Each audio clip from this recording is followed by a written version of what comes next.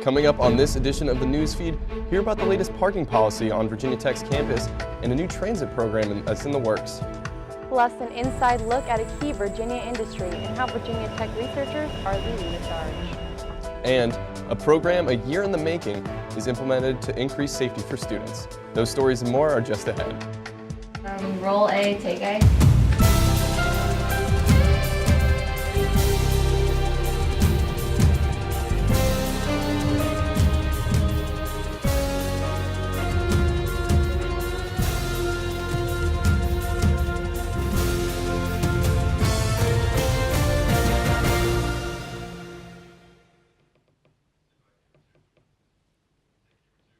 Hello, and thanks for joining us on this edition of the newsfeed. I'm Zach Perhatch. And I'm Maddie Thompson.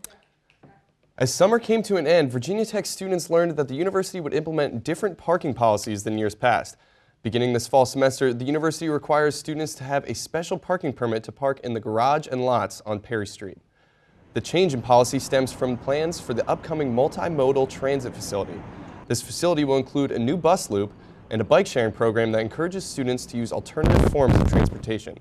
While these changes could benefit the university in the future, many current students are not happy about the effect it's had on parking and the bus schedules. It limits the amount of students that are allowed to drive to the campus, and it's not really fair because 3/4 of Tech's population lives off campus, so not having enough parking for them to get to campus is very difficult. The university currently does not have a completion date for the transit facility. In the meantime, off-campus students are still responsible for finding quick and safe forms of transportation to their classes. It's a science that is so prominent in the New River Valley. For more on how one farm stresses agricultural needs, newsfeed reporter Billy Parvatam joins us in the newsroom. Billy. Thanks, Maddie. The New River Valley and Virginia Tech in particular is surrounded by agriculture. How we utilize it drives key research at the university. It's perhaps mankind's oldest industry. It's also a sector that looks to stay innovative in today's technological age. Agriculture accounts to about 12% of Virginia's gross state product at Virginia Tech. The Kentland Community Farm serves as a research hub to improve on many of society's needs. At 3,000 acres, the operation's goal, among other things, is to remind people on the importance of agriculture in their lives. Yeah, sometimes agriculture, people forget about it, and as agriculture gets pushed further out of the communities and in bigger areas where there's not a lot of population, it's easy for even our small town of Blacksburg, it's easy to forget that the farms is what feeds America. Additional research projects at Kentland include cattle, plants, and hay, as well as timber. The farm includes the New River Valley and is located in the northwestern part of Montgomery County. I'm Billy Parvatam reporting for the newsfeed. Back to you at the desk. Vaping is up and tobacco usage is down. Young people and college students across the country are either making the switch from cigarettes to vaping or starting their nicotine addiction with vaporizers. Newsfeed reporter Jay So takes a closer look. There's a new hookah bar in town, which begs the question: how many people are interested in tobacco products these days? The CDC reported in 2017 that cigarette usage among middle and high school students is down by a considerable percentage, while e-cigarette usage, or vaping, is up by a significant percentage from 2011. Jay Ali, owner of Urban Legend Tobacco Shop, who preferred not to be on camera, has taken notice. Have you noticed a decrease in people that are interested in tobacco? Yes, I have more people are vaping. Everybody's switching over to the Juul vaporizer. Most college kids have one. You know, it's taken away a lot of money from the tobacco industry. I see that. Virginia Tech senior and avid Juul user Hamoud decided to make the switch from traditional cigarettes to vaping earlier this year. As a former longtime smoker, it's done wonders for like my breathing. Like when I run now, I don't feel gassed. I don't feel gassed when I do any physical activities, as opposed to how it's been for the last few years. Although the adverse health effects of vaping are still relatively unknown, most experts can agree that the ingredients found in vapes are generally less harmful than those found added to cigarettes. Reporting for the newsfeed in Blacksburg, I'm Jay So.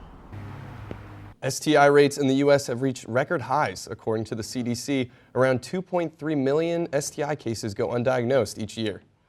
College students ages 18 to 24 hold 50% of all STI infections in the U.S. With those kinds of statistics, what can students do to keep themselves safe? Assistant Director of Hokie Wellness, Lori Fritsch, has some tips for students on how they can ensure sexual safety. They can get tested. They can limit the amount of sexual partners that they have. They can avoid using hookup apps to find partners because we know that that increases the number of partners that they're using. And a lot of people using hookup apps are not using protection. They're engaging in higher risk forms of sexual behavior. Fritsch says hookup apps have made STI rates skyrocket on college campuses. Hokie Wellness and Schifferdt Health Center help students conveniently educate themselves and get tested. Schifferdt offers testing and treatment for all STIs to students because no symptoms could be the biggest symptom. Virginia Tech students and faculty have been working on a revolutionary project for nearly 3 years. FutureHAUS Dubai, which will make its debut in November, is a prototype for the home of the future. Featuring cutting-edge digital technologies and smart design building, news feed reporter Lexi Fields has more. In November, Virginia Tech will showcase its FutureHAUS design as the only U.S. team in the Solar Decathlon Middle East competition. This year's competition is launched by the U.S. Department of Energy and the United Arab Emirates Dubai Electricity and Water Authority.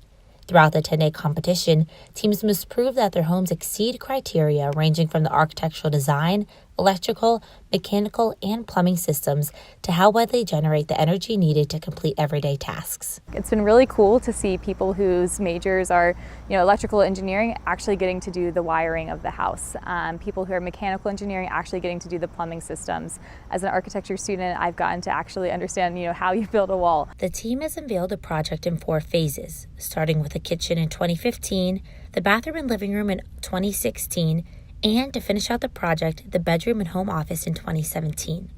With all rooms now complete, the team can begin transforming the FutureHAUS into a solar home. The home will compete against 21 universities to win the distinction of designing and building the world's best net positive energy home. Really strong computer science and engineering program at Virginia Tech, and so we're using that really strongly in that all of our house is automated, everything has touch screens and everything has Alexa and touch surfaces, and I think that's the amazing part of the house is that everything is automated and controlled. This competition will show just how well the different colleges and departments at Virginia Tech came together over the past 3 years. This is Lexi Fields reporting for the newsfeed. Just ahead on the newsfeed, hear how students are reacting to recent renovations on a residential hall. And a new initiative with VTPD to ease the minds of students and faculty at Virginia Tech. That story and more after this break. I'll be right back. Hi! You think you're probably sober? Yeah. But you're thinking about taking the back roads home, just in case. If you're probably sober, then why would you do that?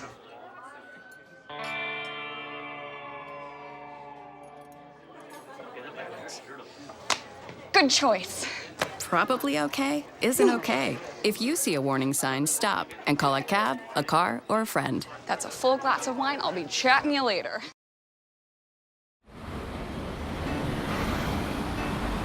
Hey, let's check out this park.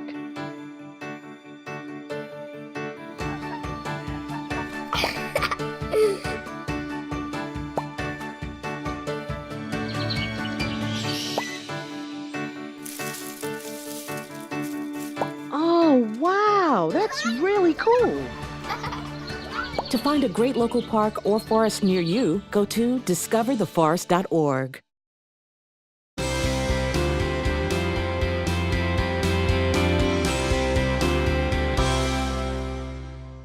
Welcome back to the newsfeed. I'm Maddie Thompson. And I'm Zach Perhatch. The Virginia Tech Police Department has issued a new tool to enhance safety on campus, body cameras. The program has been in the works for a year, but it wasn't until the past July the department experienced success with it. After a 2-week pilot period, 48 of these cameras have been purchased for officers. Newsfeed reporter Rebecca Sutton has more on this story. Police integrity has been called into question frequently in recent years. To combat this, many police departments are now adopting body cameras as a way to not only ensure the honesty of their officers, but to also enhance safety in their communities. The Virginia Tech Police Department has recently began participating in this trend and have seen nothing but positive feedback. What we have seen are the officers really like them, the public seems to like them. It's going to give us greater accountability, it's going to give us greater flexibility, and it's going to give us greater transparency. And it also provides protection not only for the people we serve, but also for the officers. The cameras are essentially a safety net and provide quality control for the department. If there is an occurrence that calls an officer's integrity into question, higher authorities in the department can review the footage and see if there was actually an issue and what corrective actions need to be taken. The cameras are also being used for police training. If an officer does really well on a project or case, the footage may be shown to other officers to exemplify the type of work the department is expecting. Not only are officers pleased with this new technology, but Virginia Tech students feel as though it was a great addition as well. Same with the students, it kind of, especially with everything going on, kind of keeps a lot of the students safe. This initiative by the Virginia Tech Police Department will help to ensure not only the safety of students, faculty, and other members of the Blacksburg community, but also protect the officers that serve them. Oak Lane, Virginia Tech's on-campus Greek housing community, has some new neighbors this year.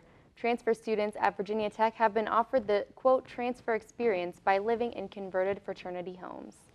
This is the university's second shot at offering semi-on-campus housing for transfer students in Oak Lane. This time around, Virginia Tech has provided 2 homes for a greater living learning experience. While some Oak Lane community members were confused by the sudden change and intermixing in this housing situation, those involved recognized the importance of an experience of this kind. Is something that's continuing to grow and that people are starting to understand better. And I think it's something that really should continue in the future because transfer students aren't first-year students. They don't really need to be on campus and have that traditional experience. They kind of deserve more of an upperclassman experience, and that's really what Oak Lane provides out here. While this new transfer experience is still in its early stages, the residents and those involved in the program are hopeful that this living learning community will continue for years to come. College is a time for fun and growth, but how can you achieve both and secure a post-graduation job before you graduate? Newsfeed reporter Danielle Jeffers tells us in this report. The first folks that we have come in are members of our student leadership team from Innovate. These are individuals who Most students come into college with their focus on earning a degree to secure a high-paying job after graduation. However, the journey between their freshman and senior years is truly what's most important. Annie Carter, a Virginia Tech senior finance major with a minor in entrepreneurship, has spent the last 3 years exploring her interests. She is currently a teaching assistant for a 1,000 level management course and has interest in working with a startup post-graduation. I would say don't doubt yourself because you can accomplish whatever you put your mind to. Ask a lot of questions because the worst thing they're going to say is no. The Career and Professional Development Center is the premier resource for all students to plan their professional experiences. The office has a staff of 30 people and advanced technology to connect more students to opportunities. Becca Scott, Associate Director of Career and Professional Development, shared the newest addition to the office this year. We just kicked off a new platform that we're using that's called Handshake. So that's replacing what we used to use to post jobs, which was called Hookies for Hire. And Handshake really is an engagement tool, and we're hoping that students will engage more with the Career Center through Handshake, where students can learn about companies that are coming to campus to recruit. They can find job postings on there. Every student is encouraged to visit the office on Washington Street and grab a copy of this year's career planning guide for knowledge they can take on the go. This is Danielle Jeffers reporting for the Newsfeed. That will wrap up this edition of the Newsfeed. If you have a story idea for the Newsfeed, let us know. Send us an email at newsfeednrv@gmail.com. And as always, you can also connect with the Newsfeed on Facebook and Twitter. Thanks for watching. I'm Zach Perhatch. And I'm Maddie Thompson.